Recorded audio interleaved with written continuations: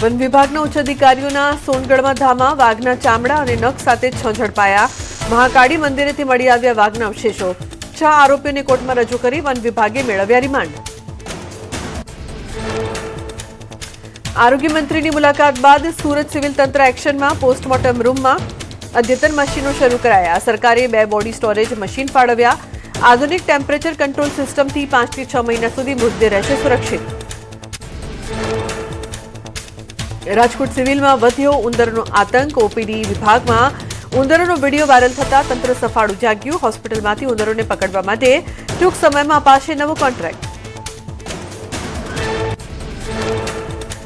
વડોદરાની જાણીતી bakery mister પફના cake કાઉન્ટરમાંથી નીકળ્યો મરેલો ઉંદર। ખંડેરાવ માર્કેટમાં આવેલી બેકરીના કાઉન્ટર પર ઉંદરથી ખળભળાટ। ગ્રાહકે લટકતા ઉંદરનો વિડીયો સોશિયલ મીડિયામાં વાયરલ કર્યો। મનપાનો આરોગ્ય વિભાગ આવ્યો હરકતમાં। આરોગ્ય વિભાગે બેકરીમાં દરોડા પાડી ચોકલેટ અને કેકના લીધા નમૂના।